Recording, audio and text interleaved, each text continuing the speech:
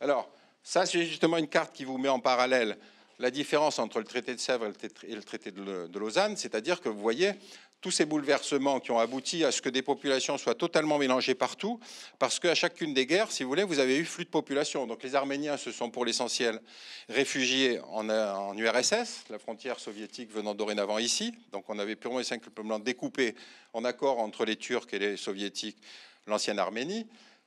Les Kurdes, eux, ils ont été supprimés de tout, puisqu'ils sont aujourd'hui partagés, je vais essayer de vous le montrer, entre 4 États de la région. Et puis, évidemment, la Grèce, qui continue à faire croire que son ennemi principal, c'est la Turquie, et qu'elle va être attaquée un jour ou l'autre par la Turquie. Bon. Tout ça, ça fait partie des identités nationales de la région, qui vous expliquent parfois certaines postures totalement irrationnelles, comme par exemple l'énorme budget de la défense grecque, qui est le plus important en pourcentage du PIB de l'ensemble des pays de l'OTAN. Bon, il y a accessoirement quelques commissions aussi pour les hommes politiques, mais ça s'appuie sur une espèce de sentiment perpétuellement répété dans les enseignements, même à l'école primaire, que les Turcs, un jour ou l'autre, vont attaquer.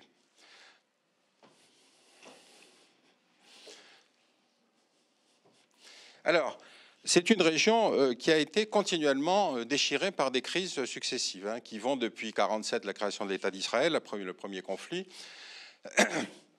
jusqu'à la guerre Iran-Irak, les révoltes régulières des Kurdes, etc., etc. Donc c'est une région de profonde instabilité, encore une fois, parce qu'on a hérité de tous ces découpages dans lesquels s'entremêlent des populations de nature très différentes.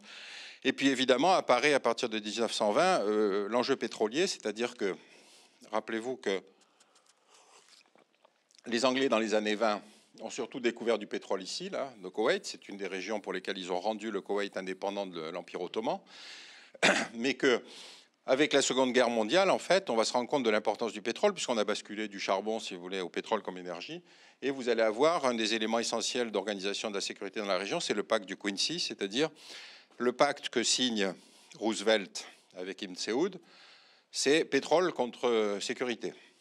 C'est-à-dire, ça se fait en 1945. Roosevelt rentre de la conférence de Yalta, il fait un stop dans le lac Amer.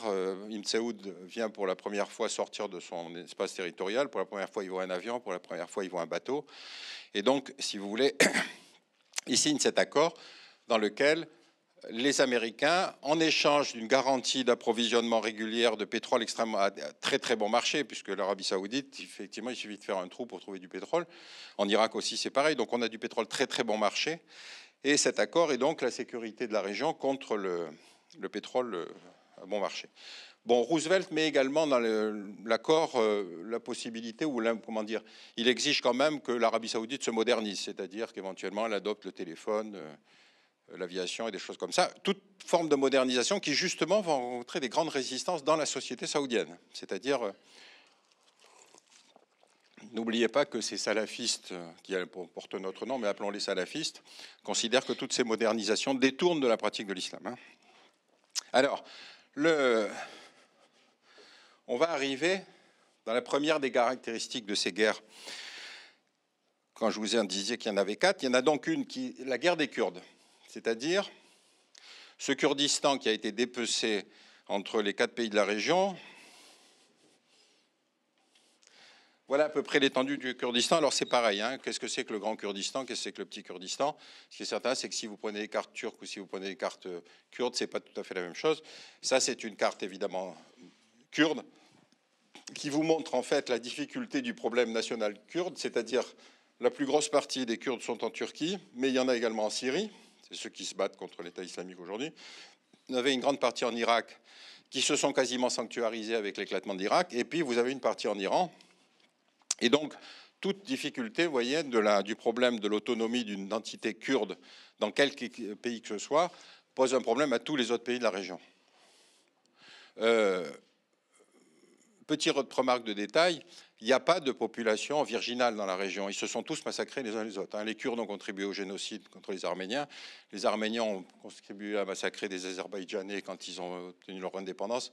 Donc, chacun, évidemment, a une histoire, comment dire, paradisiaque de son passé, et expliquant qu'ils n'ont jamais rien fait. C'est pas vrai. Ils se sont toujours massacrés, puisque c'est des zones qui, encore une fois, ont plusieurs fois changé de frontières. Et donc, selon les alliances des uns avec les autres, si vous voulez, on massacre soit des chrétiens, soit des musulmans entre eux, soit des chrétiens entre eux. Il n'y a aucune les Kurdes ont massacré des Yazidis, c'est vraiment pas, c'est pas une histoire, c'est pas un film hollywoodien. Alors, là, vous avez quelques dates, si vous voulez, des révoltes kurdes, c'est-à-dire que vous voyez, ça a commencé dès 1925, c'est-à-dire dès le rétablissement de l'autorité de la Turquie par Atatürk, et puis vous avez régulièrement des poussées de fièvre, qui sont des poussées d'indépendance, de revendication d'indépendance, soit en Turquie, soit en Irak, soit en Iran. Bon. Irak, vous vous souvenez, c'est pendant la fin de la guerre Iran-Irak, c'est le bombardement au gaz chimique de Saddam Hussein contre les Kurdes. Bon, je vous rassure, quand il y a eu la révolte des Kurdes en Irak, non, c'était les chiites en Irak en 1927, les Anglais ont utilisé les stocks qui restaient d'armes chimiques pour réprimer l'insurrection. Et c'était Winston Churchill qui justifiait ça. Donc, on n'a pas de raison de donner des leçons à qui que ce soit sur le sujet. Les armes chimiques irakiennes de Saddam Hussein, les précurseurs ont été fournis par les Allemands et par les Américains. Donc, c'est un domaine dans lequel il faut être extrêmement prudent quand on donne des leçons de droits de l'homme à qui que ce soit. Donc, les Kurdes, vous voyez leurs problèmes, et cette situation de guerre perpétuelle, c'est à peu près ça, c'est-à-dire depuis l'apparition traditionnellement, les Kurdes étaient sur des révoltes tribales, c'est-à-dire vous aviez l'UPK ou l'UDK, etc., qui étaient des émanations tribales, si vous voulez, avec Barzani et les autres. Et puis jusqu'à 1984, quand apparaît un mouvement insurrectionnel beaucoup plus fort et beaucoup mieux organisé, et beaucoup plus violent, qui est le PKK. Le PKK étant une espèce de secte marxiste-léniniste, c'est-à-dire organisation d'un parti très structuré avec des cellules clandestines, des modes de recrutement, avec un impôt révolutionnaire perçu sur les Kurdes à l'étranger, et puis une capacité militaire très forte, et donc une guerre de harcèlement continue contre l'État turc. C'est la raison pour laquelle le PKK est aujourd'hui classé parmi les groupes terroristes, même dans le département d'État américain, et sur la liste de l'Union européenne. Donc, d'où le côté ridicule de la situation où on est obligé de s'appuyer sur le PKK pour lutter contre l'État islamique, mais théoriquement, on n'a pas le droit d'aider le PKK puisque c'est un groupe terroriste. Bon.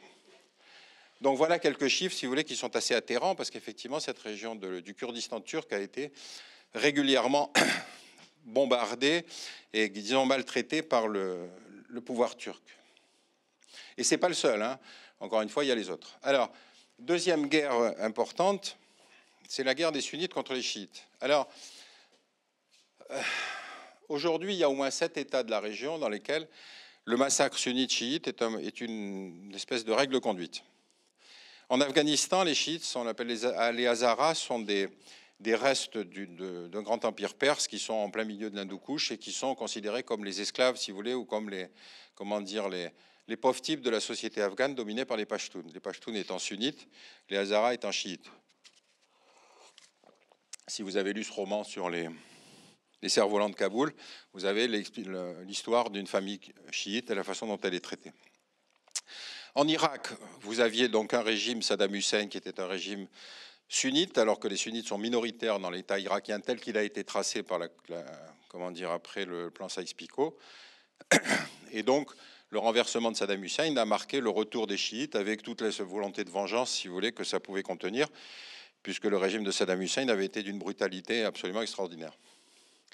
Donc la situation aujourd'hui, vous la connaissez, c'est l'État islamique dominant sunnite contre le régime de Bagdad chiite.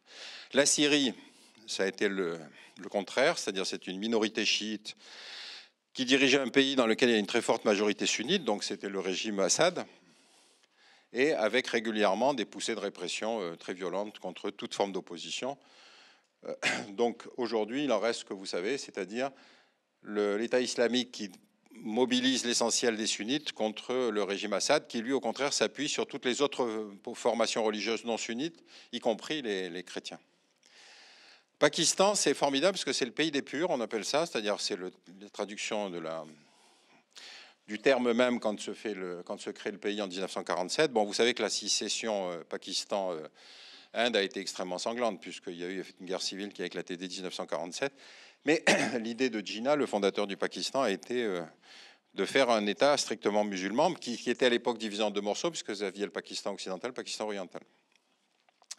Et dès le début, en fait, le Pakistan est un pays qui va être déchiré par une guerre civile, c'est-à-dire aujourd'hui, c'est le 3e pays pour le nombre d'attentats, après l'Afghanistan et l'Irak. Bon, c'est pour vous donner une idée de la violence sociale qui existe au Pakistan régulièrement et qui sont des attentats qui peuvent concerner des processions chiites, des sites religieux chrétiens, des mosquées sunnites, etc. Donc il y a une espèce de guerre civile larvée qui se pérennise régulièrement au Pakistan.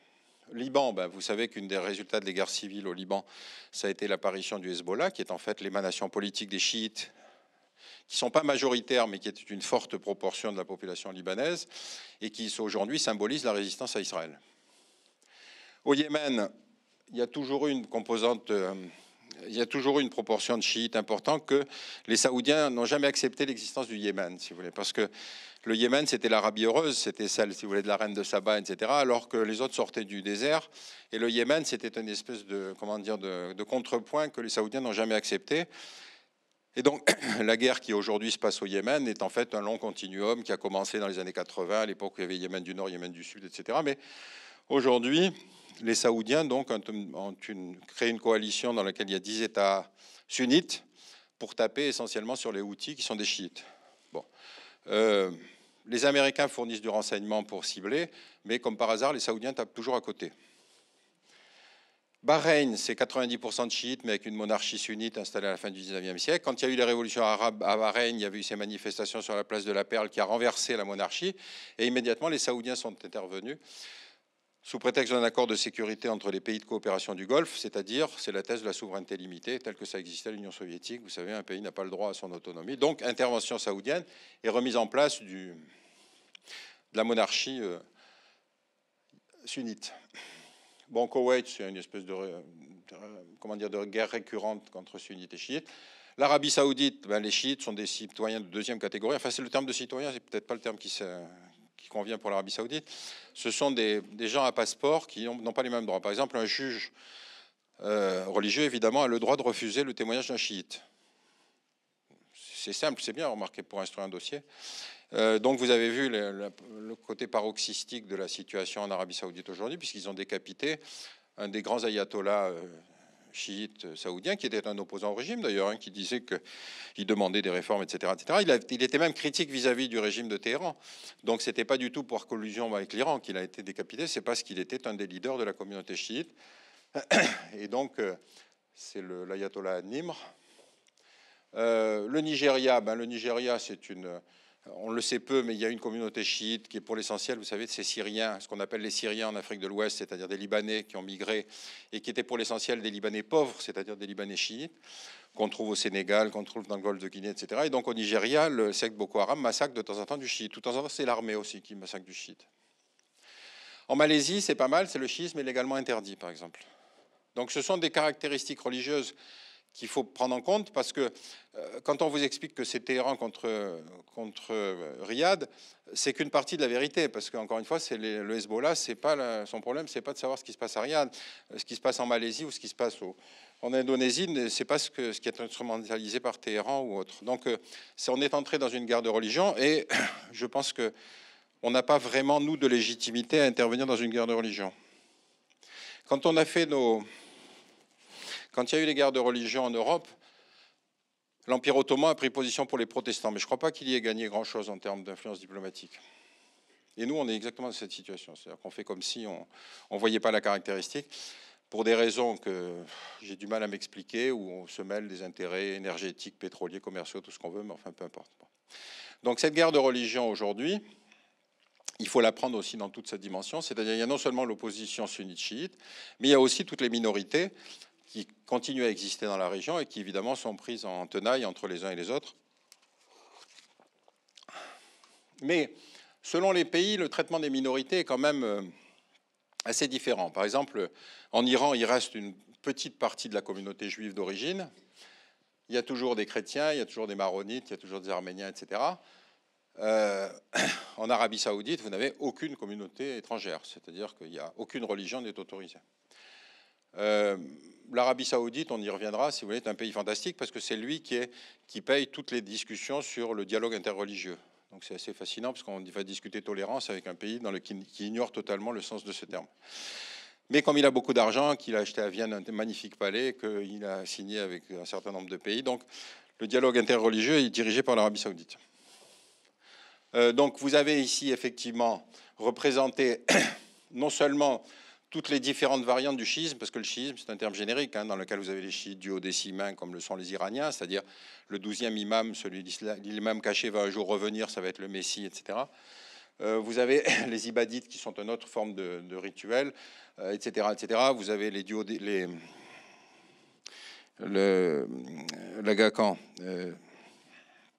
les kharidjites, etc.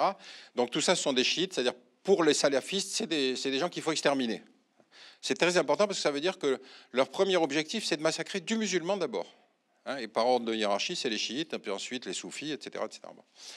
Et donc, dans cette région, vous avez plusieurs variables, si vous voulez, qui s'entremêlent. Et les Kurdes qui sont sunnites ne sont pas arabes, donc ils peuvent se battre contre l'État islamique, mais parce qu'ils sont kurdes, pas parce qu'ils sont chiites. Donc, vous voyez un peu la mixion extrêmement compliquée de ces guerres qui sont en train de se dérouler dans la région. Alors,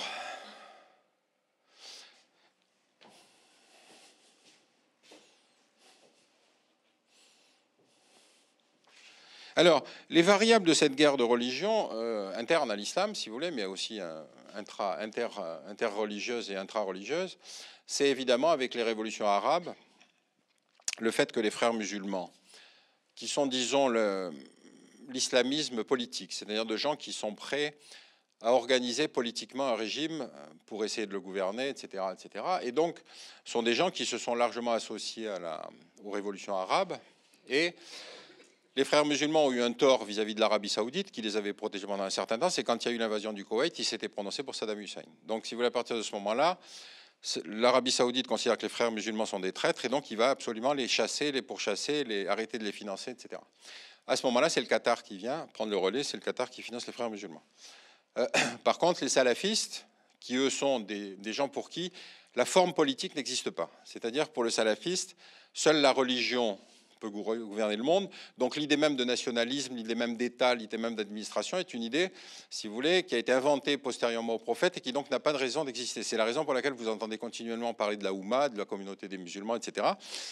Le califat, si vous voulez, cette forme suprême d'organisation politique sans organisation politique. C'est-à-dire qu'il n'y a pas d'élection, il y a simplement une conception religieuse d'une organisation dans laquelle, effectivement, un jour ou l'autre, l'islam va l'emporter sur le monde entier. Et donc, ce sera cet islam qui va supprimer les barrières, etc. etc.